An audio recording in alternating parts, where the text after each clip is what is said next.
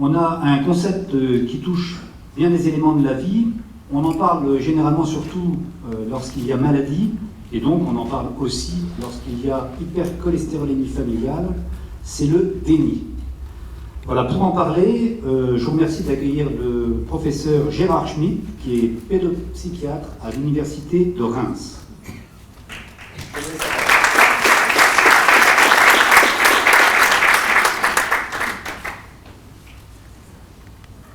Bonjour à tous. Alors, merci donc de me donner l'occasion de parler du déni. Si vous voulez bien, je vais parler assis, si ça ne vous dérange pas. Alors, il y a quelques jours, si vous voulez, j'ai eu l'occasion de vivre une expérience un peu douloureuse qui m'a fait prendre conscience une fois de plus, si vous voulez, du caractère extrêmement important et irrationnel du déni. C'était des circonstances tristes, c'était l'enterrement d'une amie, qui était décédée d'un cancer du poumon à 62 ans, qui est une femme dont tout le monde savait qu'elle était une très grande fumeuse. Et à l'issue de la cérémonie dans le crématorium, on sort. C'était un public qui était composé de nombreux médecins et soignants. On se répartit en petits groupes pour discuter, comme on fait dans ces circonstances. Et à ce moment-là, je m'aperçois que dans beaucoup de petits groupes, il y a des gens qui sortent fébrilement leurs cigarettes de leur paquet de tabac, leur paquet de cigarettes. Et je me disais, mais c'est quand même extraordinaire. Pour moi, c'était assez inattendu. Je sais que beaucoup de gens fument, c'est pas la question, mais je ne m'attendais pas que dès l'enterrement terminé de notre collègue fumeuse, on se précipite sur ces clubs. Ça m'a un peu sidéré.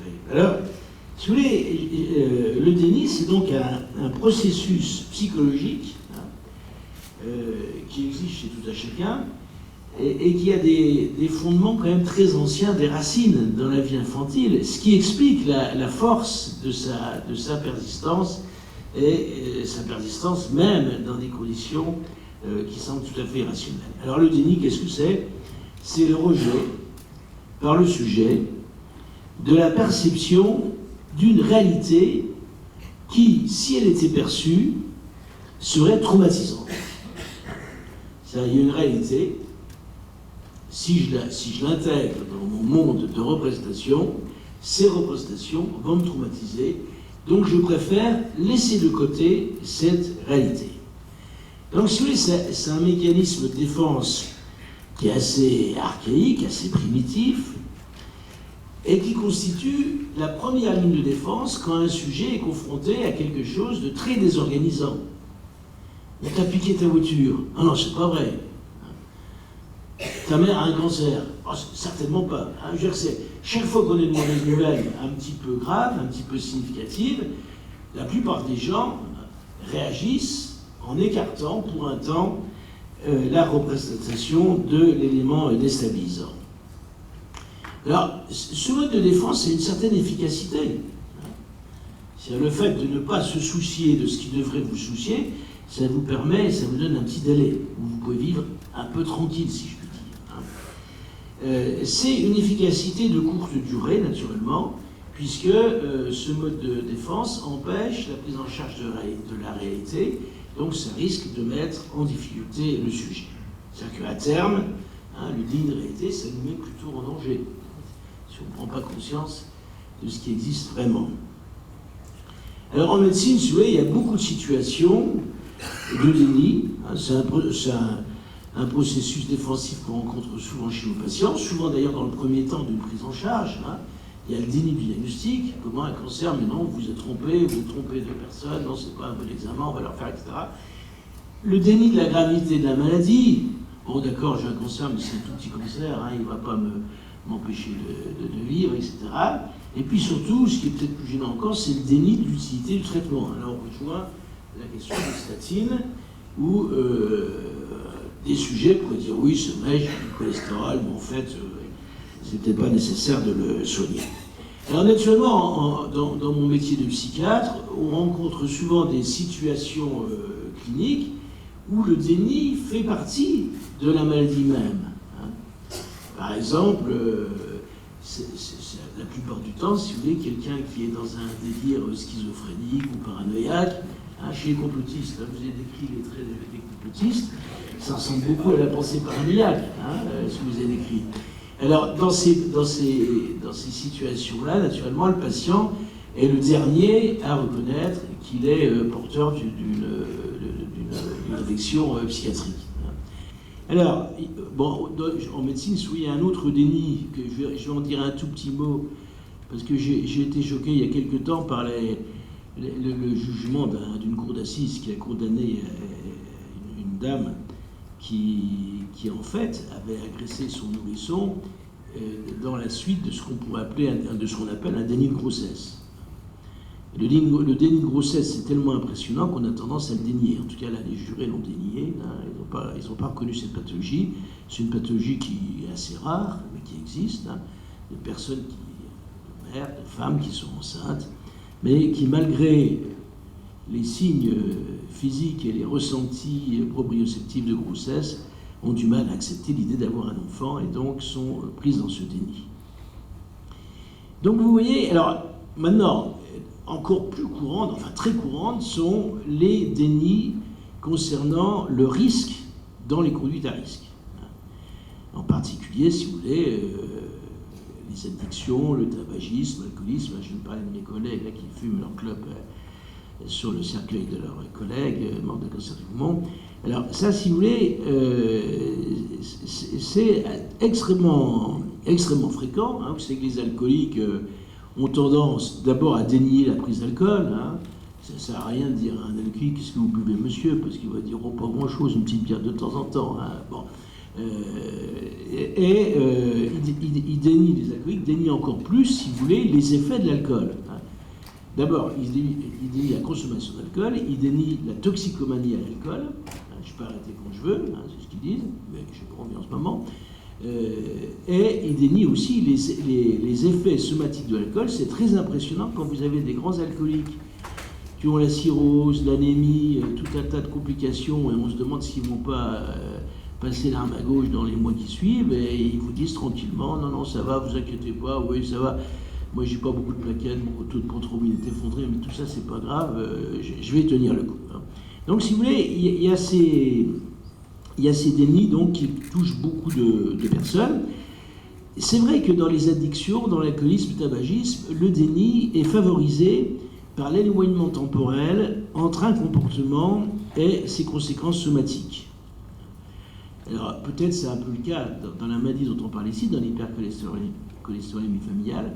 C'est peut-être plus difficile, si on est atteint de cette maladie, de la prendre en charge réellement si on n'a aucun symptôme, aucun malaise, aucune difficulté, aucune fatigue. C'est vrai qu'on pourrait penser, au fond, les médecins me disent ceci, cela, l'association me dit ceci, cela, mais au fond, pour l'instant, moi je vais bien, je ne vois pas pourquoi je m'embêterais avec un risque qui est peut-être un risque tout à fait hypothétique. Alors, la difficulté dans le déni, si vous voulez, c'est qu'au fond, si on y réfléchit bien, le déni, ça porte plus sur des choses négatives, sur l'absence de choses, que sur des réalités positives. Là, c'est un bon exemple. Si on parle de l'hypercholestérolémie, le déni, il porterait sur le risque de perdre son état de bonne santé. C'est pas pareil, si vous voulez, que de refuser un diagnostic qui est porté d'une manière indubitable. Par exemple, si vous voulez qu'on porte un diagnostic de cancer, je pense que ce qui est l'objet du déni, c'est pas tellement le diagnostic de cancer, si vous voulez. Les gens, à la limite, au bout d'un certain nombre de consultations, de répétitions d'examens, etc., ils peuvent accepter, je parle des gens qui construisent un déni un peu consistant, ils peuvent accepter les éléments qu'on leur donne. Mais ce qui fait l'objet du déni d'une manière beaucoup plus importante, c'est l'idée qu'on va perdre son intégrité somatique ou son intégrité psychique. C'est-à-dire que c'est la perte de l'état de santé. C'est ça qui fait l'objet du déni. Parce que, on verra, quand je vais développer mon propos, on verra qu'en fait, accepter de perdre son état de santé, c'est accepter la condition humaine dans laquelle entre la maladie et la mort.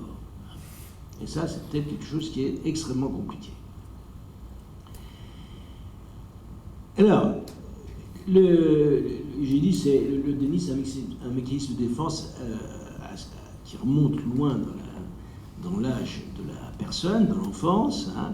Le prototype du déni, si vous voulez, je ne sais pas si vous avez vu des petits, enfin vous avez vu tous des petits bébés de 6, 7, 8 mois, vous savez. Les psychiatres, hein, c'est un psychiatre américain, Spitz, il a développé un concept qu'on appelle l'angoisse de séparation, c'est-à-dire que quand les bébés ont 3, 4, 5 mois, on peut les passer de bras en bras, ils ne se protestent pas trop, si on les secoue pas trop, si on est confortable, ils sont assez d'accord pour changer de bras, mais il y a un moment où ça leur convient plus. Hein. Il y a un moment où le bébé est dans les bras de papa ou dans les bras de maman, et si on dit il y a une tante qui vient en visite, bah tiens, prends-le un petit peu, à ce moment-là, le bébé, il fait ce geste-là, où il se retourne, en fait, il fait des gestes de rejet. Ces gestes de rejet, on pourrait dire, je ne veux pas voir cette personne qui n'est pas une personne familière et qui représente pour moi un danger. Alors, bon, si le bébé pouvait parler, peut-être il pourrait faire un développement comme ça. Il n'a pas besoin de parler, il suffit qu'il montre sa détresse, hein, pour que les adultes en prennent conscience.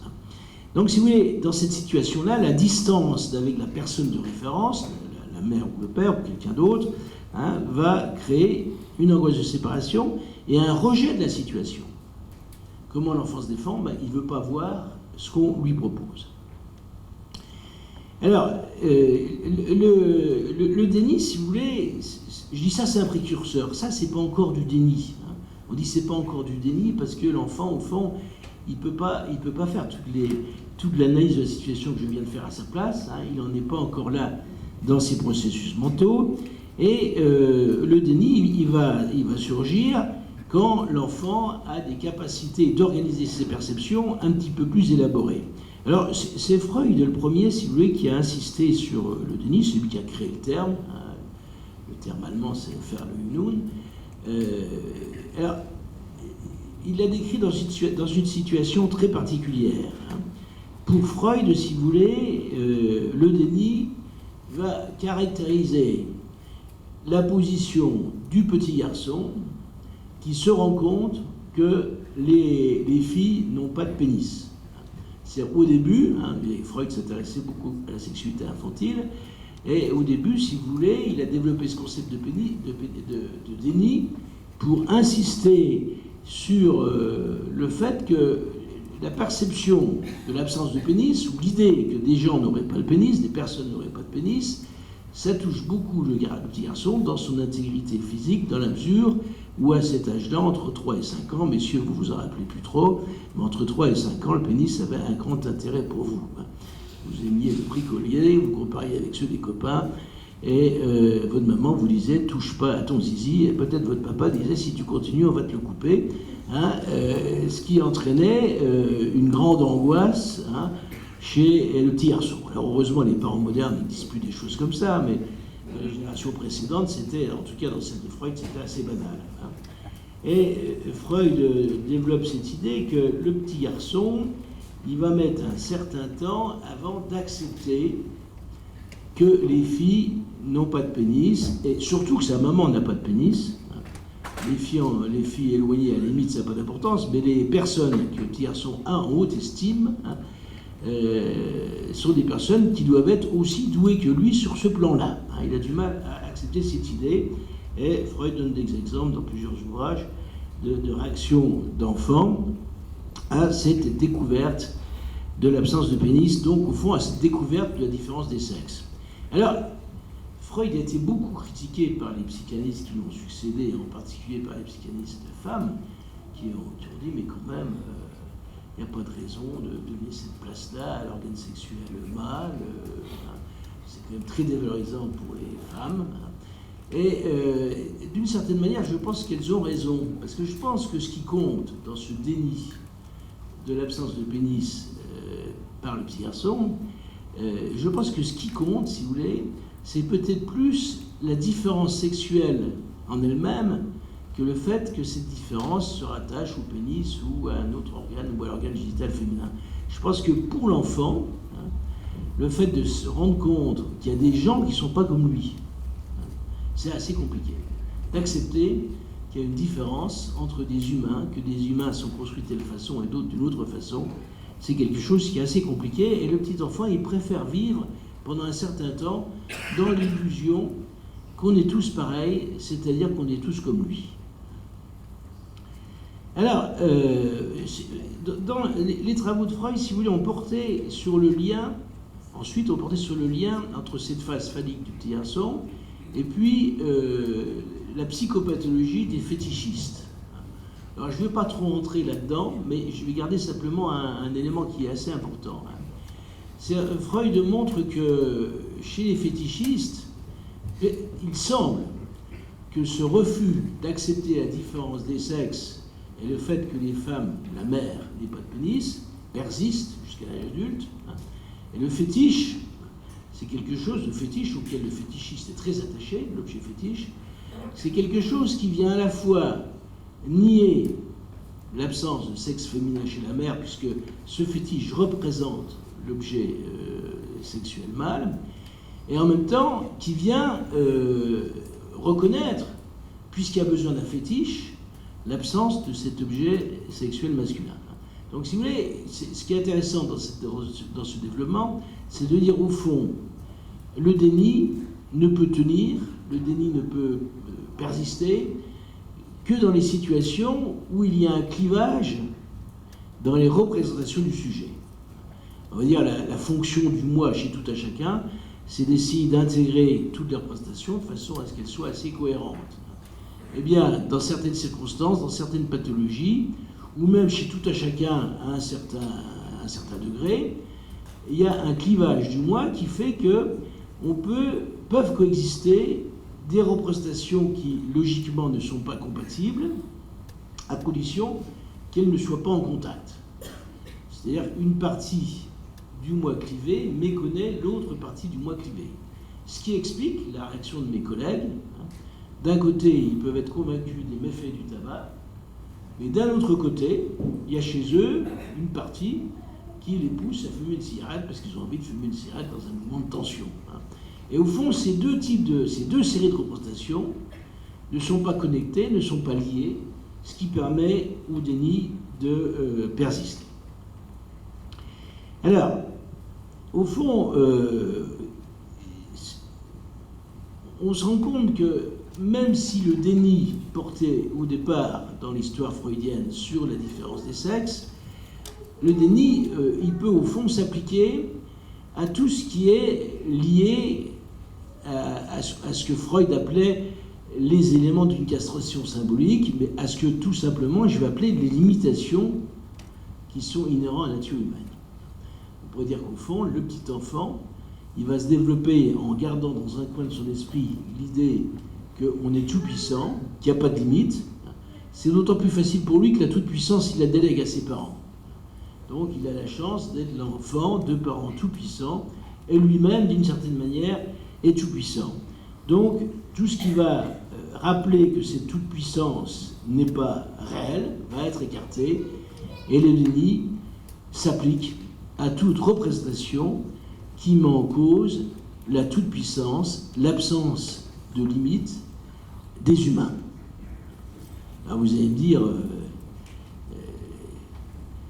est-ce que tous les humains ont gardé cette idée de toute-puissance en eux? Alors on va dire que l'acquisition de l'humanité dans la prise en compte de la réalité des limites de la condition humaine, eh bien c'est une démarche qui va durer toute la vie. Si vous voulez. On a toujours des éléments de toute puissance dans un coin de notre tête, et puis on a toujours aussi un regard sur la réalité de façon à s'adapter à cette réalité.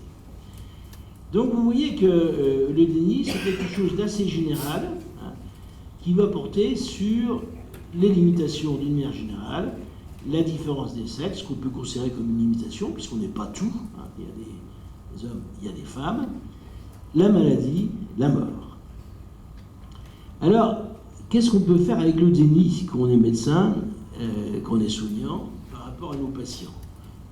Alors, je crois que j'ai essayé de vous montrer que le déni, ce n'était pas quelque chose de rationnel. C'est quelque chose qui se construit dans des processus inconscients qui échappent complètement, si je puis dire, à la volonté du sujet. Dans le texte que j'ai fait sur le déni, d'ailleurs, il y a une petite... J'ai parlé des mensonges de l'enfant, hein, et il aurait fallu que j'indique que le déni, c'est pas tout à fait la dénégation, hein, c'est différent. Quand quelqu'un vous dit c'est pas moi qui, ou j'ai pas fait ça, ou j'ai pas assez pensé, etc., en fait, il peut prendre conscience d'un certain type de pensées qui lui font pas plaisir en les niant. C'est pas moi qui pense des choses aussi horribles. Les mensonges d'enfants, c'est souvent ça. C'est pas moi qui ai pris le pot de confiture qui est dans le placard, c'est un autre. Ça, c'est une dénégation. Et dans une dénégation, il y a presque l'aveu, hein, de la réalité de la chose. Le déni, c'est beaucoup plus fort que ça. Hein. Le déni, c'est pas moi qui ai pris le pot de confiture dans l'armoire. Le déni, c'est il n'y a pas de pot de confiture, il n'y a pas d'armoire. C'est-à-dire que quand l'enfant est pris en flagrant délit de mensonge, hein, il va au plus pressé, il défend son intégrité psychique, il défend la confiance que ses parents doivent avoir en lui, pense-t-il, et il va dire c'est pas moi, hein, en déniant complètement la réalité de ce qu'il a pu faire. Donc, si vous voulez, je reviens maintenant, les patients, hein, je ne veux pas dire qu'ils sont comme des petits-enfants quelquefois, mais quelquefois ils réagissent un peu comme des petits-enfants. C'est-à-dire, ils vont donc opposer aux propositions qu'on peut leur faire concernant leur réalité somatique ou leur réalité psychique, ils vont opposer des dénis, un déni. Ça ne sert à rien d'attaquer ce déni frontalement et de manière rationnelle, de démontrer. Ça ne sert pas à grand-chose. Ce qui va servir, si vous voulez, c'est de créer avec le patient qui est dans le déni une relation de confiance, hein, où on va travailler pas à pas la question de ce déni. On pourrait dire que le déni qui vient, au fond, bloquer le travail d'élaboration mentale à partir des éléments de réalité, hein, c'est-à-dire il vient empêcher de symboliser des éléments de réalité, hein, on va dire qu'au fond, ce déni-là, dans lequel est pris le patient, il impose au soignant d'essayer de faire à sa place un travail d'élaboration des éléments de réalité et de lui proposer au fur et à mesure. Et d'une certaine manière, si vous voulez, la prise en compte de la réalité va faire un détour par la personne du soignant. Et le soignant va pouvoir transmettre, quand je dis le soignant, ça peut être n'importe quel aidant, hein, c'est pas forcément un soignant, mais n'importe quel aidant, n'importe quel tiers, va pouvoir transmettre par un mécanisme d'identification au patient et puis ensuite un mécanisme de rendu au patient de ce qu'on perçoit de sa réalité, ça va lui permettre de l'aider à faire lui-même ce travail d'élaboration qu'il ne peut pas faire directement tout seul. Alors, c'est un travail qui est assez compliqué, assez subtil, hein, et qui ne peut s'appuyer que sur une relation assez consistante. C'est peut-être dans la médecine moderne, ce qui est peut-être compliqué, si vous voulez, je crois que c'est souvent compliqué, c'est que dans la médecine moderne, on a tendance à être des agissants, des faisants, hein, plutôt que des gens en relation. Et si on a affaire à des situations pathologiques graves, compliquées, de longue durée, ce qui compte d'abord, c'est d'établir une relation avec le patient et de prendre son temps pour arriver à lui faire prendre en compte des éléments de réalité qui vont donc attaquer ces fantasmes de toute puissance. Je vous remercie.